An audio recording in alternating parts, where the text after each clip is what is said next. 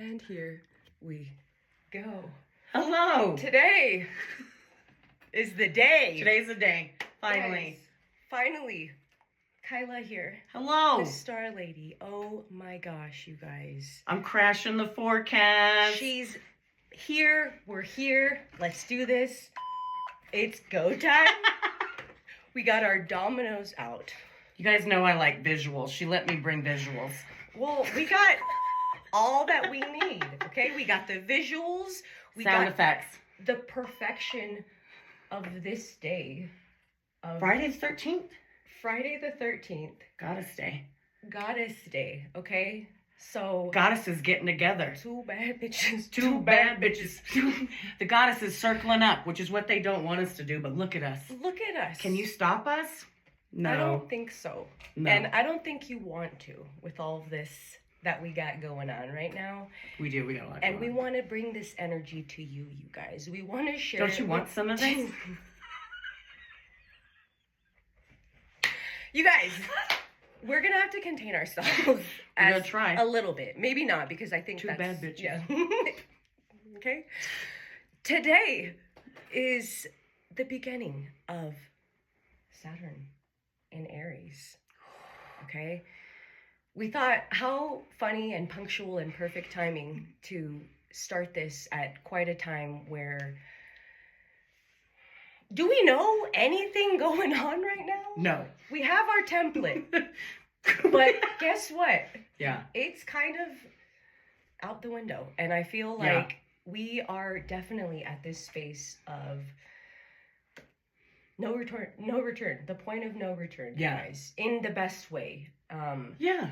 You know, we wanted to talk about just the transits going on right now, the ways that we can really take personal accountability. Okay? I mean, this Aries energy. Saturn and Aries, that's what he wants. That's what he needs. Especially after what we've seen as his little dance in Pisces. Poor Saturn. Just a long, exhausting dance. And at the end, they're like... No, it's you can dance if you want to, and Saturn's like, I don't anymore. I'm done. And where are we going now? Yeah. And you guys, this is a, beginning point. Yes, it's the first day of Saturn in Aries, but the 20th is the conjunction. And the 20th is going to be a very telling day of when we are historically looking at these transits and where they have been before and what it showed us in the past. And with this specific one, you guys, with Saturn and Neptune. You. See? Listen. See? Listen. Okay. That's what I'm saying. Yes. And that's what it is. Too much fun. Yeah, I know. We'll rein it back in. But literally, you guys, the last time we had this transit was in 1989, okay? Yeah. This won't happen again until 2061, and it's going to be a 2-year transit. So we have it from February 13th through April 12th of 2028. And it's this very interesting dynamic of personal cleanup, personal accountability before we address. Before we can dip in to the collective. Yeah. Yes. Yeah. And that's what I'm feeling on a personal note so much. All of us feeling like, what do we need to take care of first? Mm-hmm. And also, like, I feel a lot with Saturn and Neptune and Aries together. It's, who are you? Yes. Who is that drive? Who, What are you identifying with now? The identity, right? Because anyone else question that a little bit? With everything?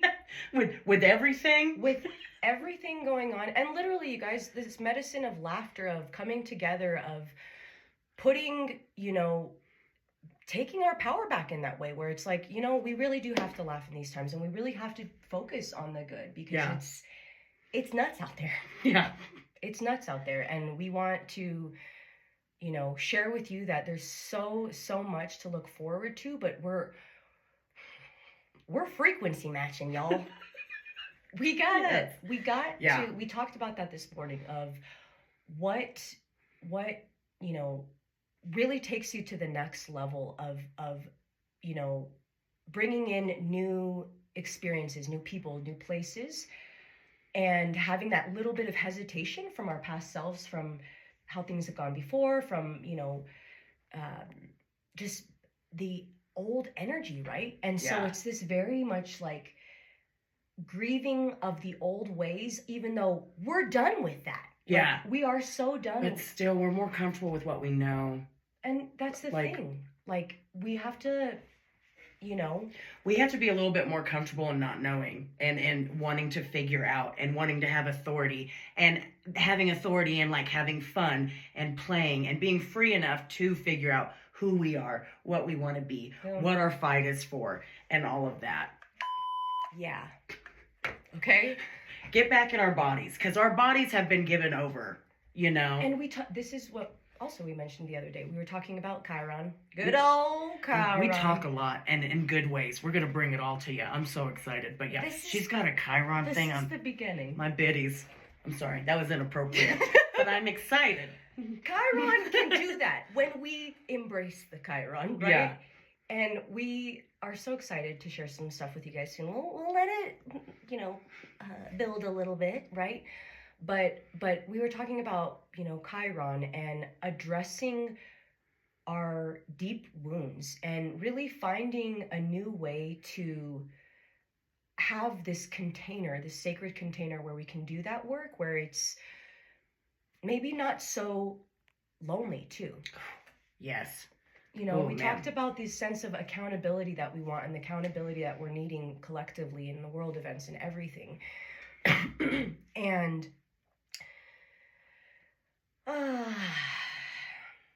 I don't even have the words. Like, it feels so, But what's great is we're entering into an era where the universe doesn't really support any like spiritual bypassings and any of that other stuff.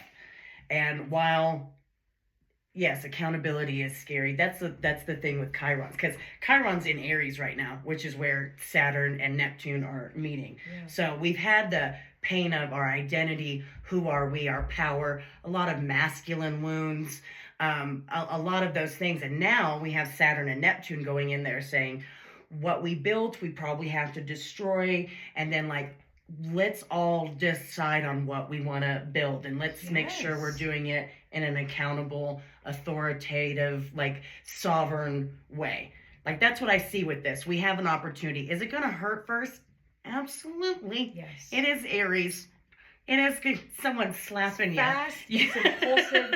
It's a smackdown from the universe. But it's I'm excited to say, you know what? I didn't like that. I didn't like my energy feeding that. And I have a chance to take it and make it mine and develop it and mold it and nurture it like it's alive. And, it reminds me of the body consciousness too, though. And like this sense of muscle memory and awakening that all of us are experiencing on a physical level, where we are feeling more clear of, okay, and that's what's helping is step by step, you guys. We really have to see these things and take them little by little and not feel like, which is hard for Aries. It's just like, let's go. but there is a tact to it, right? Yeah. And there's almost this, thank goodness for Venus and Mercury in Pisces right I never now. thought I'd say that, but yeah. Sorry. No, nothing No personal. hate. No hate, no Okay. shade. But it's a different flavor of It is. Pisces right now. We were talking about how, well, She's not drunk in love, she's Venus not and like, Pisces, is she? Yeah. She's like, I'm pissed. Yeah. I'm done. No more. She's coming out of the deep part of the ocean and says, Yeah. Says, this is, what a mermaid really looks like. okay? She's singing a different, And she's angry. she's mad. Yeah. She's mad. And she's calling her homies to be like, let's do something. I feel like about she's it. like talking to Mercury right now, and she's like, we have to know this. We have to name it. Like, this isn't also like drunk Mercury in Pisces either. I'm feeling it's a clarity. It's a deep clarity. Which is not what you usually talk about when you talk about Mercury in Pisces, but That makes me think of the South Node, though, of absolutely. where it's like, okay, well, and the North Node in Pisces right now, where we're hitting these culmination points, you guys, these beginning points, 0 degree. I mean, when we have Saturn and Aries, you guys, that one specifically, because we're also seeing where the dispositing energy is, right? Ooh, yeah. I mean, with Pluto and Mars. Yeah. With, oh my gosh, today with it being a Capricorn moon. Hello. Very excited. I love you guys. See, this is why we love her. She knows us. She sees us. I love cat moons. And it's a day to talk about these things. It's a day to really, I think, rediscover our authority as well. Ooh, yeah, that's exactly what Saturn and Aries with Neptune over there, it says to me. Like, rediscover who we are and be our authority in that. And then we've got that Black Lilith in Sag. Can we bring her up a little bit? We can, but let's prepare ourselves. Yeah. As that is really this kind of repressed voice. I feel like that's starting to surface as well, and this very because eventually Saturn's going to trine her in not far. So I'm very interested in how that's going to. Well, but yeah. On the basics, we're in Aquarius season, right? So our humanitarian aspects, our ability to advocate, our coming together over common goals. Yeah. And circling back around to Chiron, this is a big one for us. Like Chiron in Cancer, 8th house. Chiron in Gemini, 11th house. Hi. I'm here to talk about Chiron. Hi. How you personally... Hi, my name's Kyla. Chiron has hurt me in the fall. No, I'm just kidding.